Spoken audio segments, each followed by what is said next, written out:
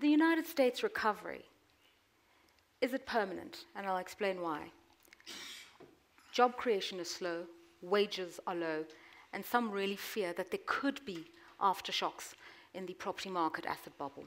So whilst we're seeing positive growth, is it sustainable growth? I'm an American, but I travel the world. I run a global company.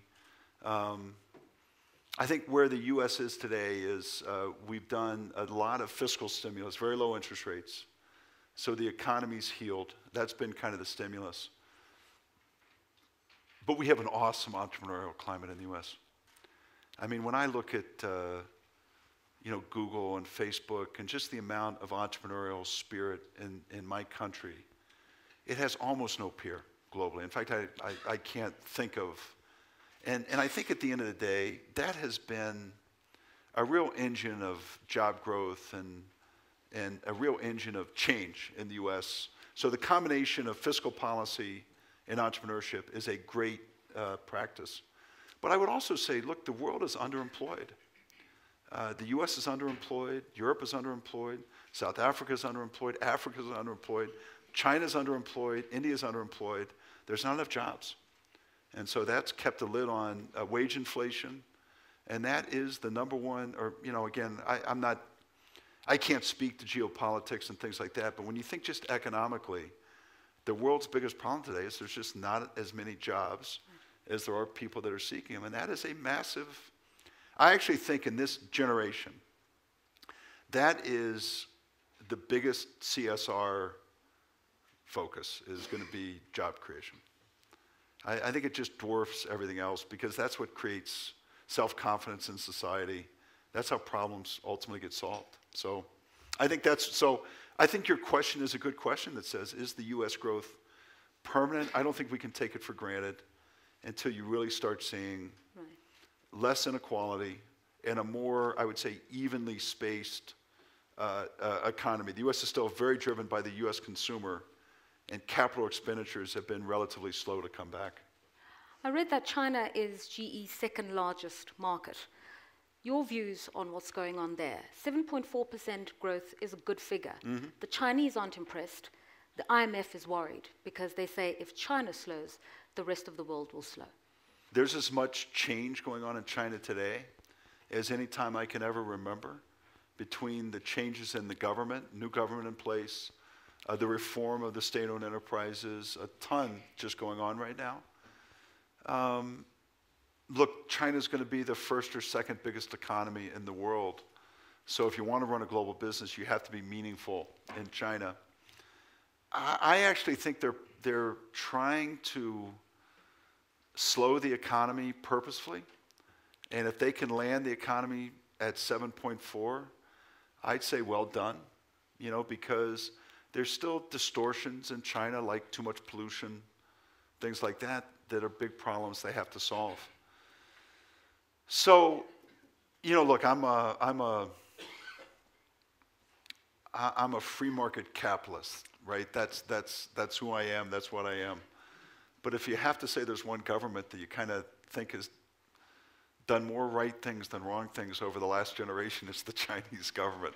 So, I just think it's these guys are serious about it. They're professionals. They have a worldview, whether you agree with it or not. And I think so far they've tried to guide the economy to a place that's the right place for them, right? I think they know how they fit in the world, but in the end they have to seek a place that's right for them. The newest caveat in this uncertainty is the 50% drop in the price of oil. Mm. And some people are saying the winners and the losers, it's not as simple as saying the oil producers versus the oil importers. It's going to create shocks in the markets to the extent that companies that are invested in oil and gas, if there's no recovery, could go bankrupt, and everybody else in the energy sector who's exposed. To a certain extent, a look backwards is somewhat helpful in that if you go basically from, let's say, 1980 to 2003, I think the price of oil averaged about $10 a barrel for 23 years. So you fundamentally had very tough pricing for a long period of time. And then you had dramatic inflation starting in 2003. I think the peak was 2008, where you got as high as $150 a barrel. And then, kind of between, let's say last summer, pricing was probably $105, and now it's roughly 50. So that's just a historical view. Then you say, look, there's 92 or 93 million barrels a day consumed. There's 2.5 million barrels a day of depletion. And the world is long, more or less, 1 million barrels a day. So whether that's North American shale gas, things like that. So that doesn't seem like a horrible distortion in a market that size, which leads you to believe that maybe somewhere between, who knows? I mean, if I could predict the price of oil, I wouldn't be running GE, I can tell you that much. But it says maybe there's, over time, I don't know if it's 6 months or 12 months or something like that, there's going to be a float up. So let's just put that aside. Within that scope, look, there's going to be clear winners and losers, right? If you're Saudi Arabia and your incremental cost is in the low single digits of dollars, right? So if your production costs are $2 or $3 or $4 and the price is 50, you're okay with where the world is right now. If you're other places around the world and your incremental cost is $75 and the price is 50, you're in a world of hurt right now. So you're going to see some washing out of that.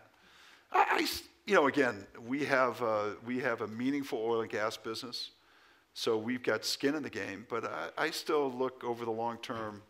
A big bet you make is that there's going to be 1 billion consumers that join the middle class over the next decade. And they're going to, there's still a third of the world that doesn't have electricity. There's a massive amount of the world that doesn't drive cars. So as that takes place, there's going to continue to be consumption on oil and natural gas. And look, again, these cycles, they drive out the incremental, least efficient player, and that's the way the world works. So I think that'll happen this time as well. Now, you're exposed to both the Western markets and the emerging markets. From your assessment, how do all these global phenomena, how will they impact the emerging markets in Africa? Over the past decade, it's been phenomenal, steady growth. And at least some of that has been driven by natural resource pricing. Not all of it. Some of it's better governance. Some of it's better entrepreneurs. Some of it's better economic investment. Some of it's more infrastructure. But some of it is kind of driven by iron ore pricing or oil pricing. So it's going to be really interesting to see what the consistency of investment is. Do people run? Do they stay? Which countries do better? My own sense just in early days is Africa is going to be okay. That some countries are going to do better than others. But we still see a fair amount of activity, even with lower oil pricing.